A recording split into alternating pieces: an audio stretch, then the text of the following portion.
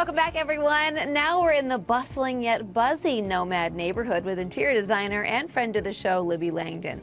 Libby's client wanted this glass box pied-à-terre to be a reflection of the city. Smart, sophisticated, and sexy. The result definitely maximizes style in a small space. See how.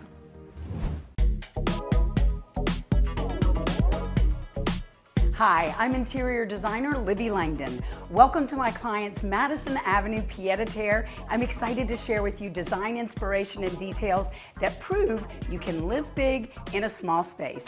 Let's check it out. In the entry, there wasn't a lot I could do in here, but I knew I wanted to add some wallpaper, and I love this wallpaper. It's got a beautiful texture to it. It's nice and light, and there's actually a little metallic detail to it, so it's a nice reflective surface. It spices up the space.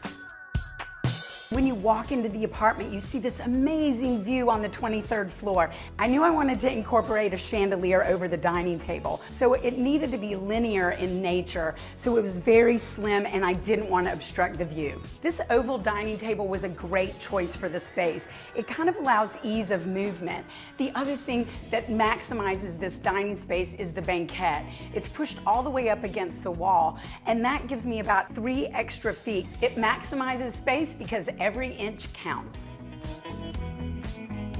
Since this is an open space, it was important for me to delineate the dining room, and this wallpaper really helped me do that. It's a wonderful wood veneer. Breaking up the seating in the dining room also makes it way more dynamic. This 2-bedroom pied-à-terre is in Nomad, and when my client first saw it, he fell in love with the view. The springboard for the color scheme was the Chrysler Building, so I used silver, grays, slate blues, but then I had to figure out the layout of the space, and of course I wanted to face the views as much as possible. I love the floor-to-ceiling windows, and there's a corner where they meet, so I thought that would be the perfect place to incorporate some swivel chairs. So if the client wants to turn around, have a coffee or a cocktail and look at the view, perfect. I love the special main space, but now I'm going to take you back to the private spaces.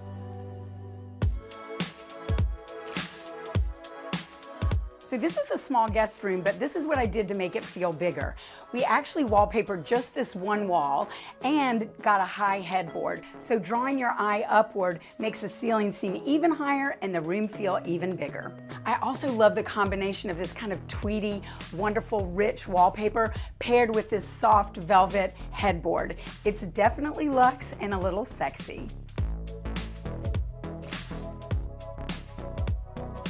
Of course, the primary bedroom has a beautiful view, but it was important for me to really soften the space, and I did that by incorporating this upholstered panel wall. It's in this rich, beautiful velvet. The client wasn't crazy about an upholstered bed, but this beautiful wood adds a really nice texture, and the color's really, really soft. Because every great design is really a collaboration between you and your client. This light fixture is great because it has a panel on the bottom that's soft, diffused light. So don't be afraid to use a chandelier in your bedroom.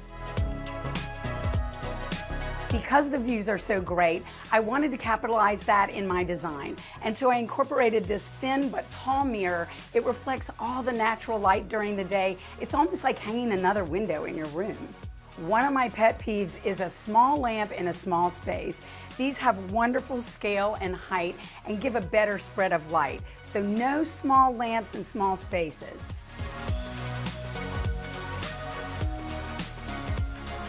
Thanks for checking out my client's chic apartment, which proves you can have big style in a small space. Happy designing!